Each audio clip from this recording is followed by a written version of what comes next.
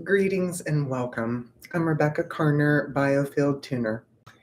Today's tuning, I'm gonna kind of go old school here and do just a regular tuning. I'm gonna talk a little bit at the beginning, but then I'm gonna go through and do a slightly more kind of traditional tuning in that way. And today's talk is about, and tuning is around increasing our capacity. Capacity for what? What type of capacity, Rebecca? Yeah, all the things, right? Increasing our capacity to hold frequencies, increasing the capacity of our energetic presencing. Regardless of how you view life these days, there seems to be, everybody feels in high demand, right? Demanded of highly, right? Even if you're feeling quite lonely, you still feel demanded highly of in your system. The collective field of the emotionality, the density of frequencies being transmitted constantly through the collective field, whether you, again, frame your reality around this truth, it's a truth nonetheless. And so how do we bear it, right? How do we do this? How does a human vessel pull this off? And if you are in the line of thinking around increased light codes, the light body, new potentialities arriving to Earth, the exchange of information with interstellar beings such as 3I Atlas, as well as our sort of more known planets and stars, then how do we, with all this new information, with all of this new arrivings coming to us, how do we input incoming and maintain what we've been doing, because we've all been doing something every day all up until now. And the very, very nuanced concept that I'd like to talk about and introduce, and then I will tune the collective field for any places that we as a collective, and as any of you who find this video and are drawn to watch it, whatever your energy body, any resistances that your energy body has towards this, we will help tune and harmonize that. The reading in class on Sunday was a quote from Rumi, which I have posted below in the description. We cannot steal the fire, we must enter it. In yoga, fire, tapas, the quality of ignition and doing and sort of rigor in that way, is often referred through the element of fire. If one does a yoga practice, not even a hot yoga practice, but if one does a certain style, many styles of yoga, you will often generate heat in the body in so doing. The quality of doing, the quality of a practice, the rigor of a practice is often described as, quote, heat, meaning one gets refined the more an ice skater, right? That's a cold practice, it's on ice.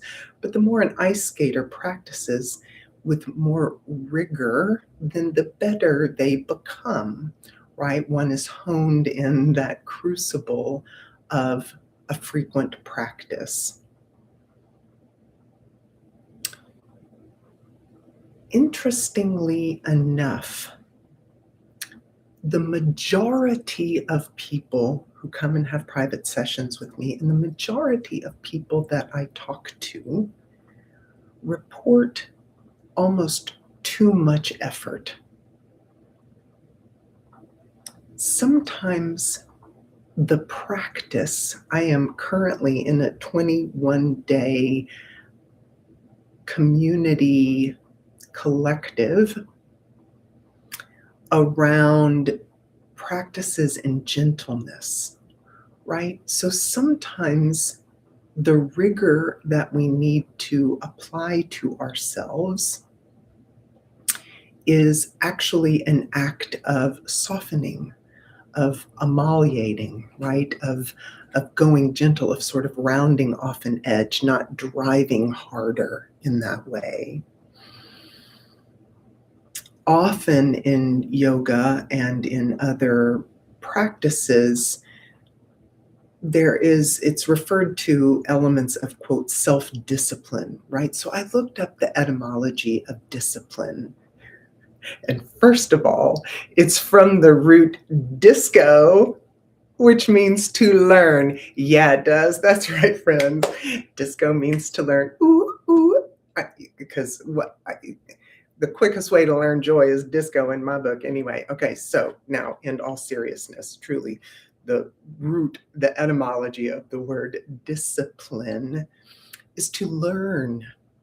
So if we want to increase each of the one of us, our each own capacity, we must learn, self-study. Discipline isn't driving harder. It's not bullying oneself.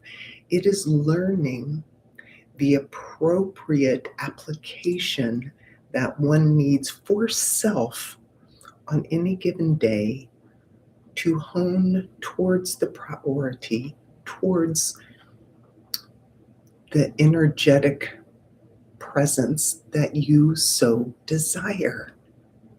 This discipline is not always the cracking of a whip. Discipline in yoga, we call it svadhyaya, right? Self-study. Discipline, self-discipline is that self-study. Mm, mm, mm.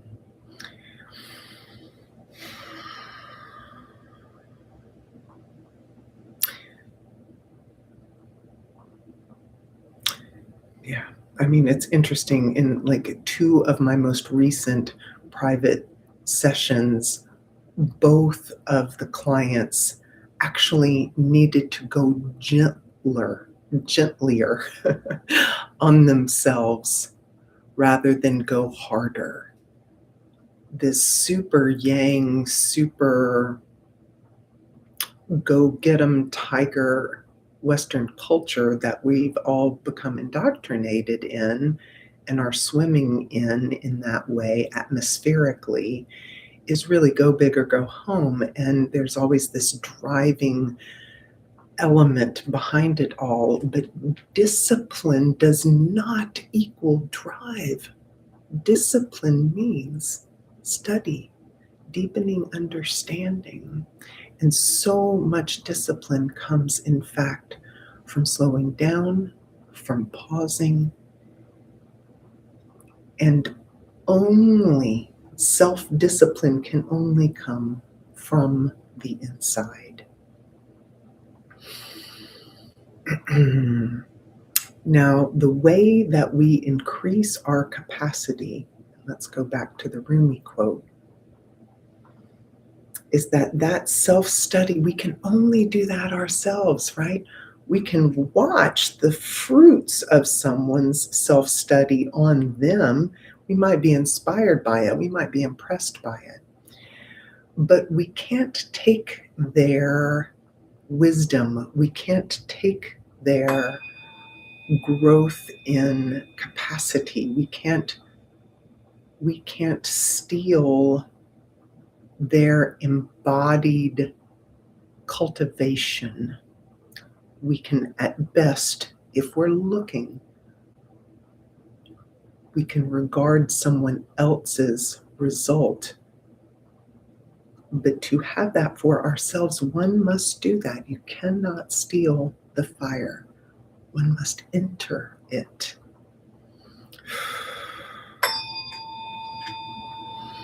And so, with that, I'm really going to begin attuning in really the sort of most classic sense, with the intention of let's sort of tease out the areas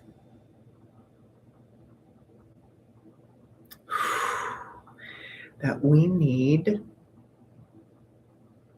to harmonize, to cohere.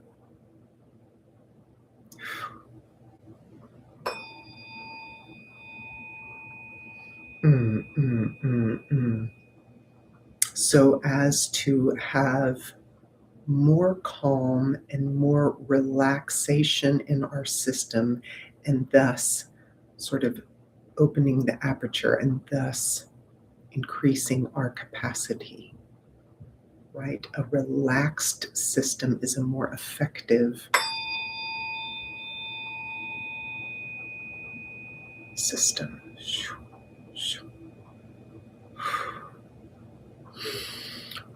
Wow, the churn, friends. Okay, I mean, me trying to ground us is this collective field is really yeah. Okay.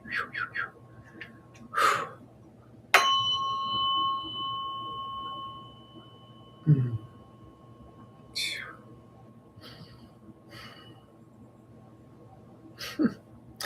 Yeah, okay. The first step to self-discipline, to self-study, is realizing that you're here. Let's come into self. Wow, wow, that made my head tingle, right? That's a whole thing. Welcome.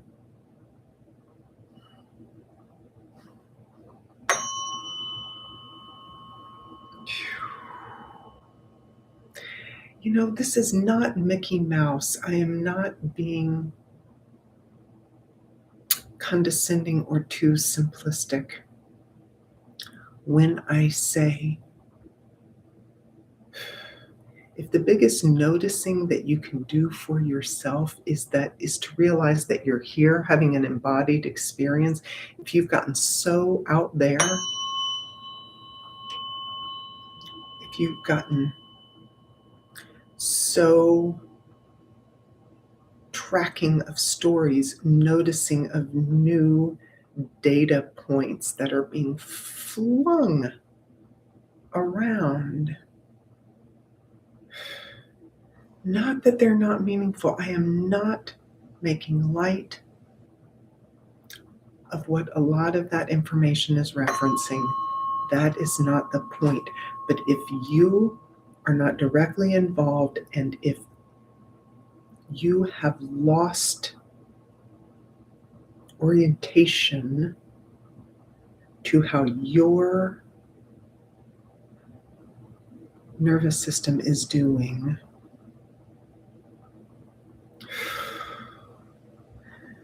then take a breath, check in with yourself, see if you're okay right here, right now. Shoo-wee, right? Okay. Really good. Really good. And, you know, it's so weird. It's like there's this sort of catchphrase in my line of work, like it's okay to not be okay, right? If one is grieving, if one feels bad, if one is completely overwhelmed with anxiety, to make space for that, right? That's okay. The flip side of that really, it's like it's okay if you're okay. Like there's a lot of not okay.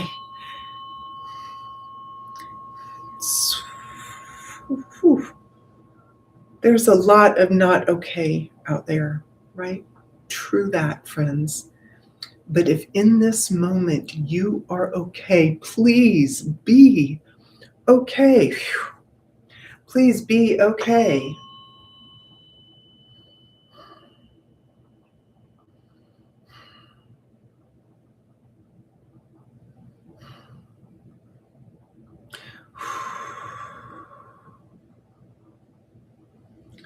Might doesn't make right in that way. To be, to dysregulate, to lose sight of one's okayness in the face of bad news, right? Then you forfeit your clean and clear, beautiful, okay signal being uplinked to the all that is. And that's needed more than ever, right? Unless you are in some unique position to somehow turn off some sort of wrongdoing directly and concretely, then truly hone. Yeah, wow. I know this is a brain scrambler. It feels like we're doing nothing, right? But that's the ruse, right? If one stays engaged,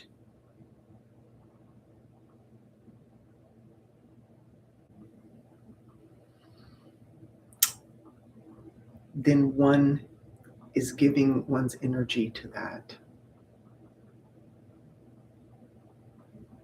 I saw this thing, it was some clip somewhere that I saw, and I don't even know who generated it, but they were saying, it doesn't matter, and it was about an interpersonal, like a deeply interpersonal dynamic. But the person was saying something like, it doesn't matter how right you are about how wrong they treated you. At some point, you know, if if you keep sort of proving yourself, then you're staying connected with how much they wronged you, right? That's true on a sort of more massive collective scale as well. Yeah. And so sometimes the discipline is returning to self. Sometimes the discipline, right, the rigor is pausing, is slowing down, is saying no, is choosing coherent company,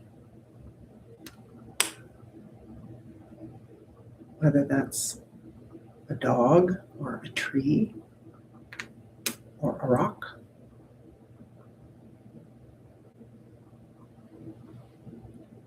or taking gentle and loving steps back from people who've been in your life for a long time and seeking out new community.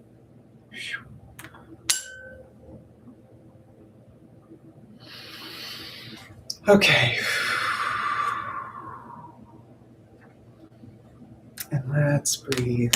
Wow. The diaphragm and the heart chakra.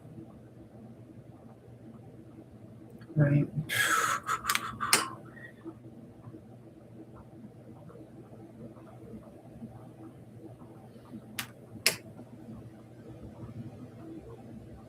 Yeah, and the brain scramble. Okay.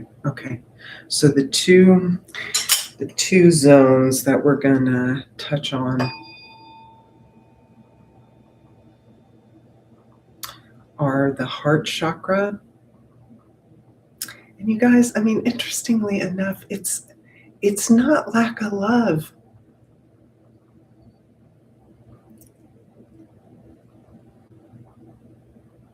There is so much love. There is so much love.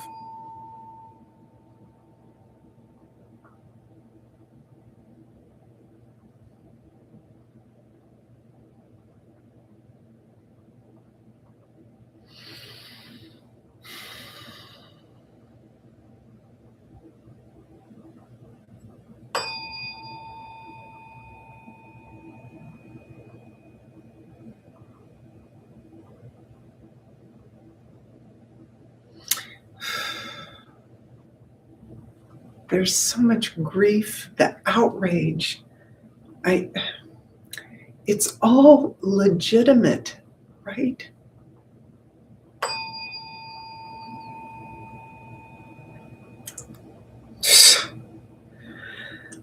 it's like getting sucker punched, right? It's taking my breath away. To care for yourself, to show self tender mercy.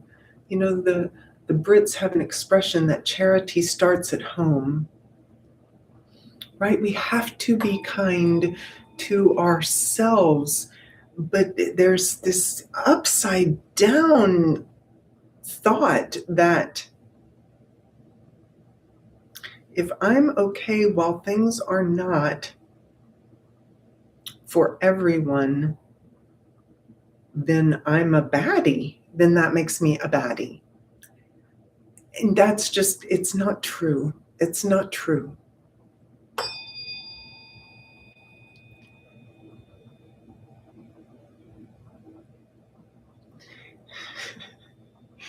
It's so funny. It's like the inverse is true. Like when we increase our capacity to anchor light, to be vessels of true caring compassion, to be exemplars of right relationship, diplomatic discourse, grounded presence. That's how we affect more right in the world. Right. I mean, even destruction is appropriate, and I say that very humbly. Please know.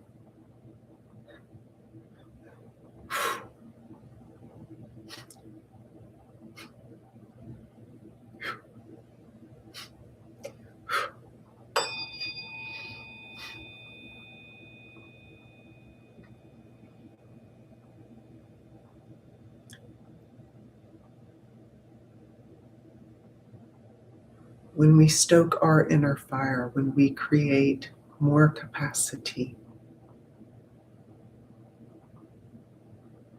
when our coherence and clarification is stronger, our reverberance is more potent. Many things are coming down because they must. I say that so humbly, I say that so tenderly, and I say that as a person who has lost so much recently.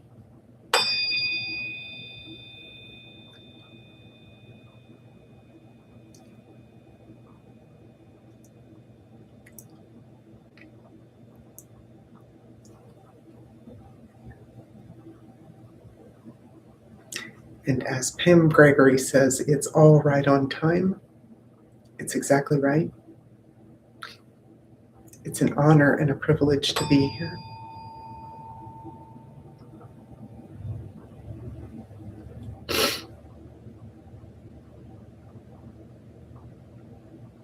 And it's exactly right. It's exactly right.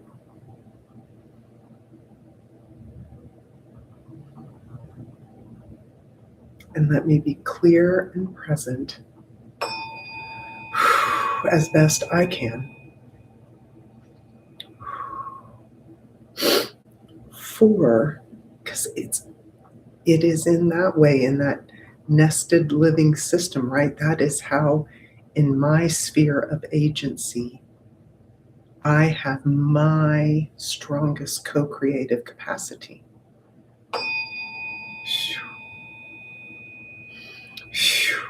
Really good. Really good.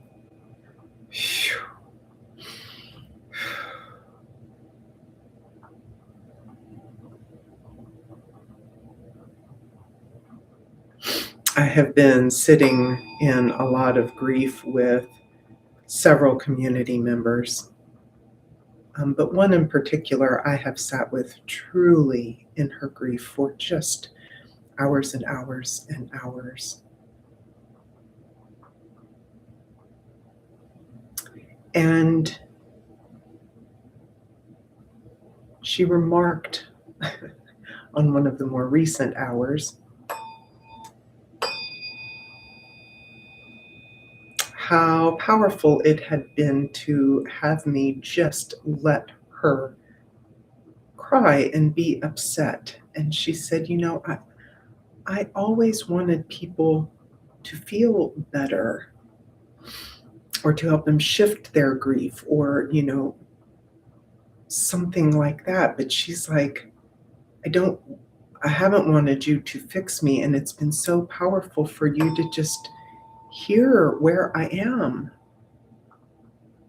And people closest to her and more familiar to her than I had been saying things like, oh, just get over it, or oh, just move on.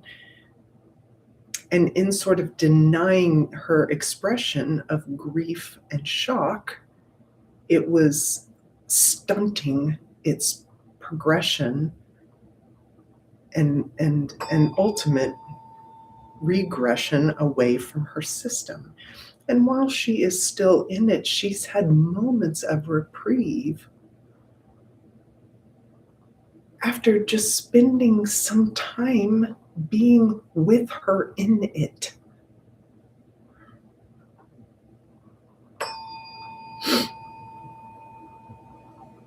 And that wave of grief that came up that I just went through,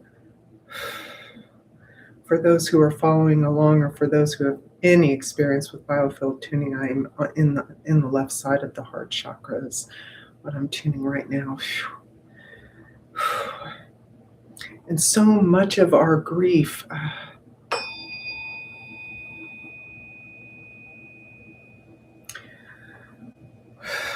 it just needs to be presenced. It just needs to be. Y'all, grief is legit.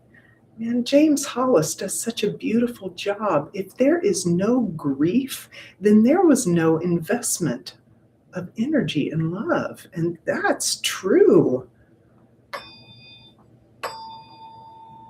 And some of this outrage in the collective field, some of this difficulty that we get swept out of ourselves and embroiled in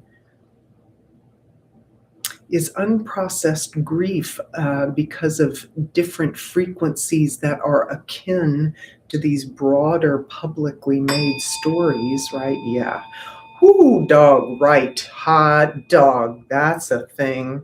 That's right. I know, but if I go back and look at mine, that's too close. That's going to hurt too bad. It isn't. It isn't, you guys. This is the way forward. There is help. Reach out. There are people to sit with you in your grief while you unpack things that you've put away but haven't fully sorted in that way.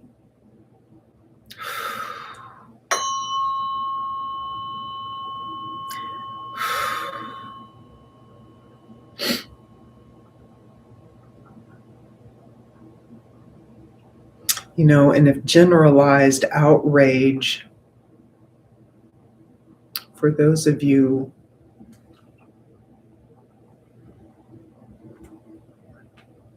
for whom that reverberance is loud because of an unprocessed personal injustice.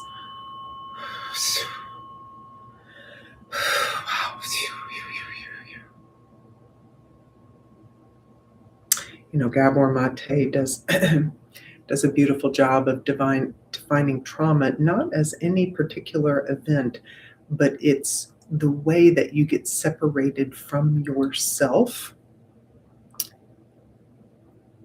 as a result. That's why different people can withstand this, can be present to the same event. Some become traumatized and some do not in that ongoing way.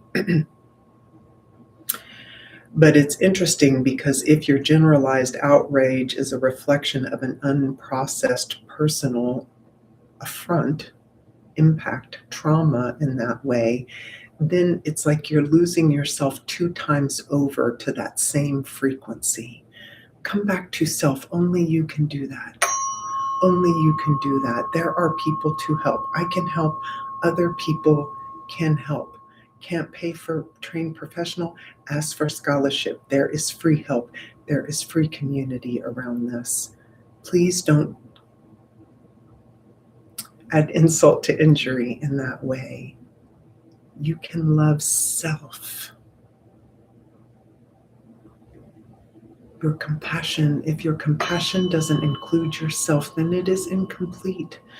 You think, we think that this outrage is compassion towards others, empathy, and it is, right? It's not that, but if it's at cost to self, then the economy is off, right? Yeah. Oh my gosh, okay, I can breathe easier now. Good, good, good, good, good. This is doable. This is doable. If the self-knowing, if this has helped know the first sort of roadblock is that these things need to be looked at. I need to find a safe person to sit with. I need to unpack this. I need to just break down and let myself ugly cry instead of, quote, holding it together, because holding it together is it's like a cincher on the input valve of my light. What? Nobody wants that. That's right. That's right. Breathing, humming, crying, washing your hands, getting in water, breathing, touching anything natural, looking at anything natural. Those who gaze upon screensavers of trees do better than screensaver, have like lower resting heart rate or better heart rate variability, right, than something, quote, synthetic in that way.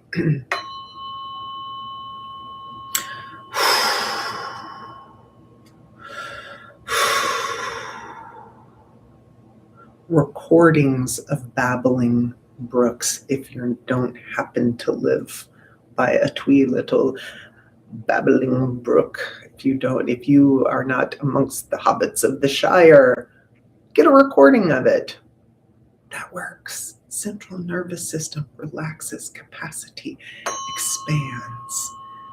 And then, interestingly enough, then often that gentleness, then you feel more inclined to taking a walk, or from this sort of more settled central nervous system state, you might be more inclined to cook a slightly healthier meal for yourself, to take that extra oomph to whatever, right? So it's not berating yourself. That's not the discipline.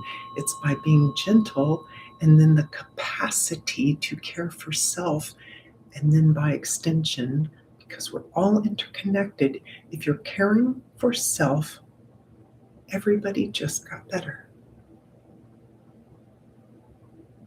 Everybody just got better. You just breathed easier. The entire cosmos just got lighter. It just got brighter. Yes, there.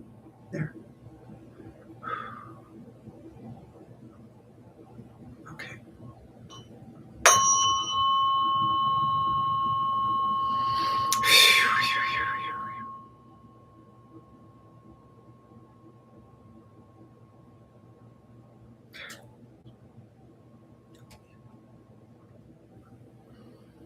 It was a note from some years ago that I said, I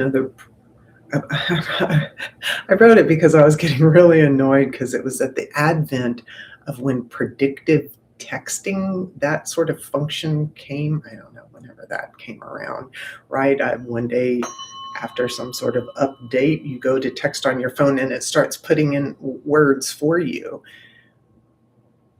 And I didn't take kindly to that. That was not my jam. Also, I tend to say things, apparently, that are fairly unconventional because, the words that were being suggested were almost never the ones that I was about to text. So I was like, "Stop it already." And then I realized if one is so foregone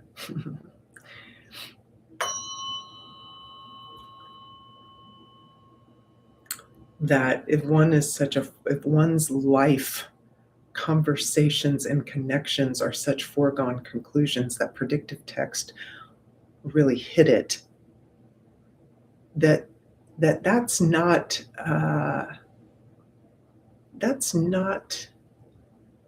a unique life, right?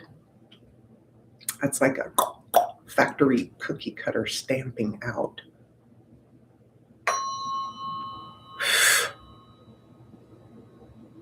And in one of my notebooks, I wrote, the future, our future, the future that we're creating can't be predictive. Phew, I know.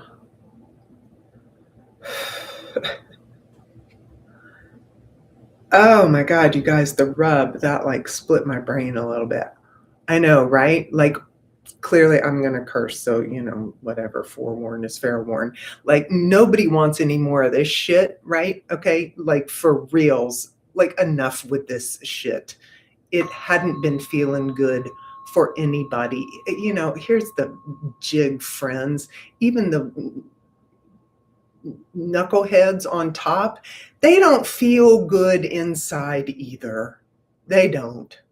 People winning at this bullshittery, they don't even feel good. Ain't nobody been feeling good around any of this.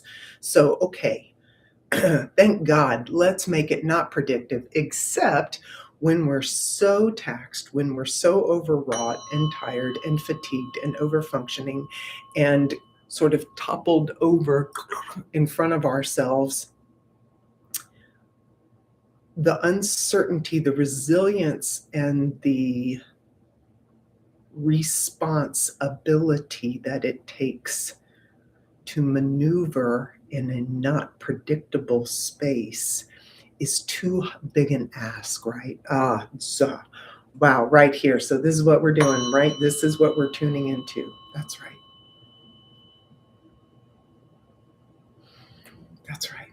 That's it. That's it. We can do it. We are doing it. We are doing it. We are doing it. Yes. Yes. Yes. Yes. Yes.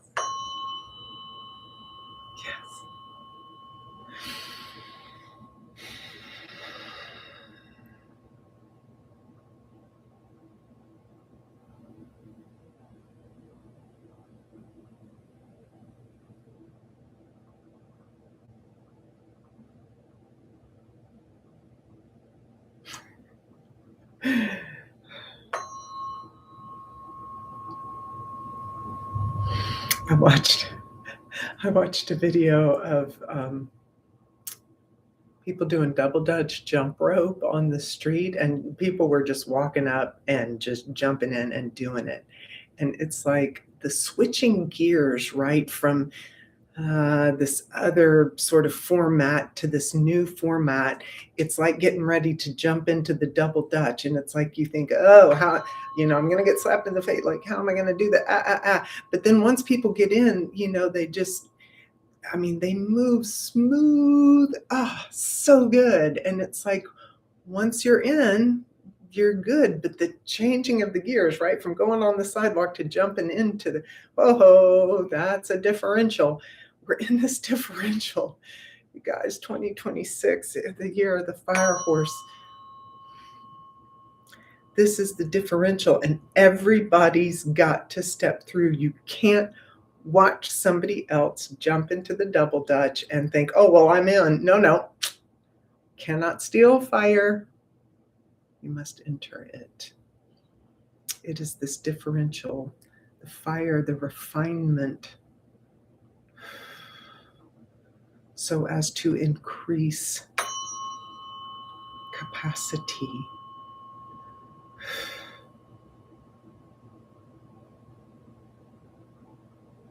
The rigor truly can be tenderness, gentleness. The rigor of go slow, right? That roughshod pause. Oh, isn't that funny? Breathing more slowly, fully listening to someone, letting them finish their sentence, considering it, and then responding to them for you both.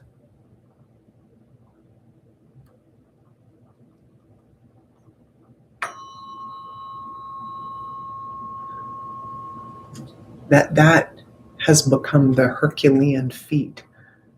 It's kind of hilarious, right?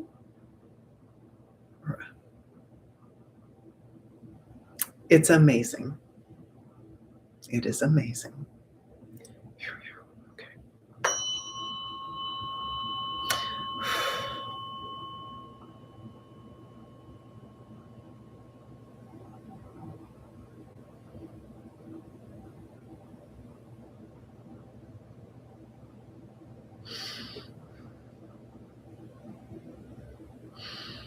Yeah, yeah.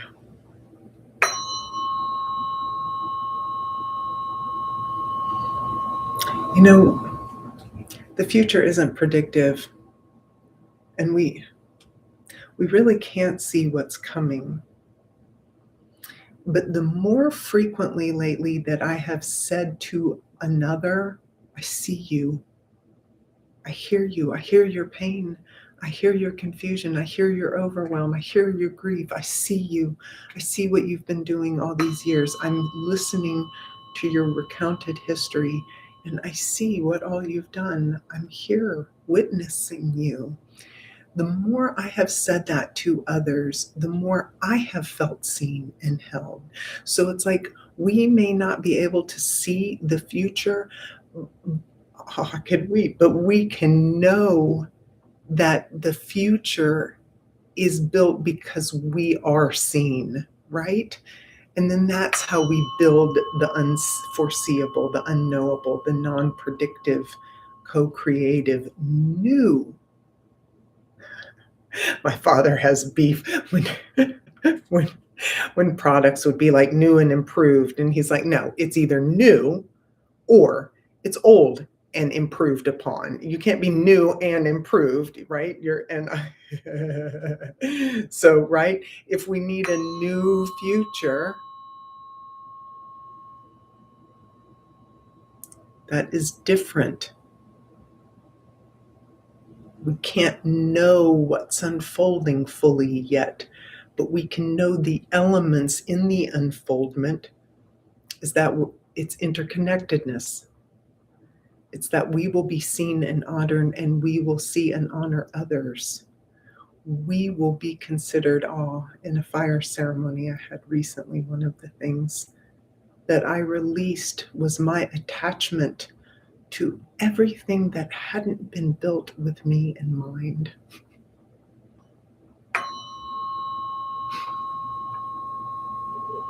Wow, I just said that publicly. It's kind of a private moment. But again, James Hollis. And then and on the backside of that intention, I said, and I am willing to receive the quantums of energy, the quantums of energy that return to me if I recall those attachments to things that were never built with me in mind, had never considered me. Why am I investing? Why do I keep attaching and putting my energy towards that what never was devised with me in mind or at all to support me, and sometimes were by design created to take from me? I recall that, but in so doing, that's going to be a truckload of energy returned back to me. And then it's like, what do you do with it? That's super uncomfortable. I don't know. I don't know what to do. Yeah, I do. I've been working on that. Yep. Increase capacity. And voila. Full circle. Whoo, wow, it just got super hot. That's right. But boom. Boom. Phew. Wow. Right? Breathe, breathe.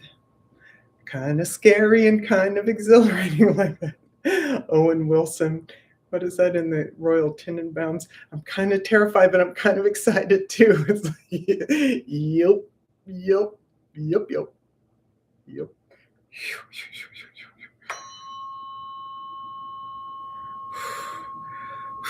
That's right. That's right. Increase capacity through the rigors of self-study. Through the rigors of disco. That's right. She brought back the disco. Yes, she did. Yes, she did.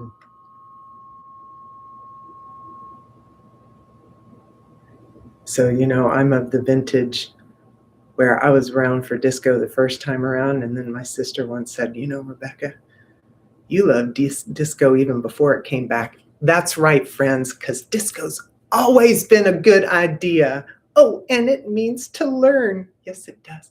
Yes, it does. Yes, it does.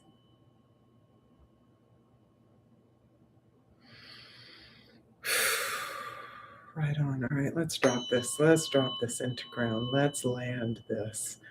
Really, really, really, really good work. Really good work. Increase capacity through practice, through rigor, through the fire of being gently with self and noticing, being present. Yeah. Really good, really good. Yeah. And in that way, let's really drop that into the ground, right? We are inhabitants of Earth, but we're co creators with Earth. We are hosted by Earth.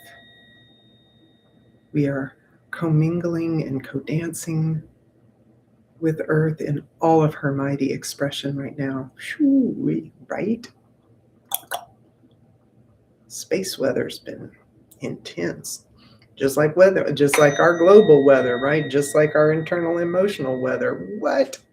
Oh, funny how that goes. Wait, you mean it's to scale? You mean the law of correspondences? Yes.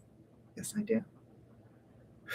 Yeah, let's drop this in. It's really showing me blue. Interesting. I'm seeing this really.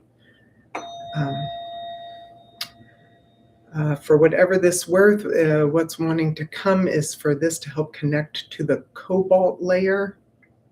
Maybe I mean the element, but it seems more like a certain inner Earth stratosphere. I don't even know what that means, but that's what came through really strongly. Right on. Right on. Right on. Right on. Oh my God, that was kind of an easing. Okay, great. Awesome. We did that. Okay. Okay. Okay. Okay. Okay. All right. I'm going to do, honestly, my sort of more typical closing sequence because this was a more typical in that way tuning. Nice. Let's wrap this up.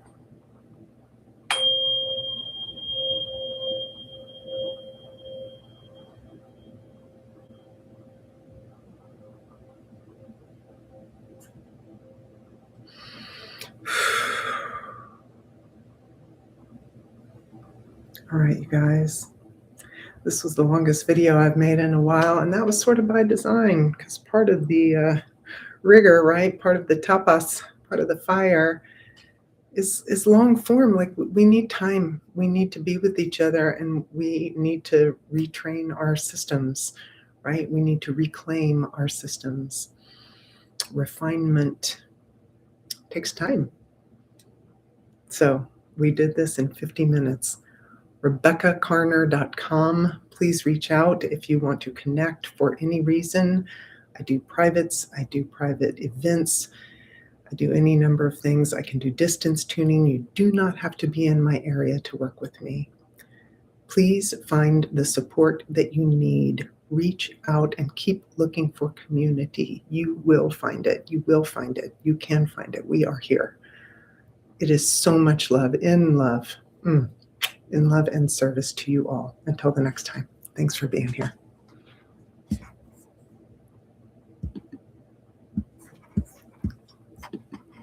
Oh, well. And now I'm going to end.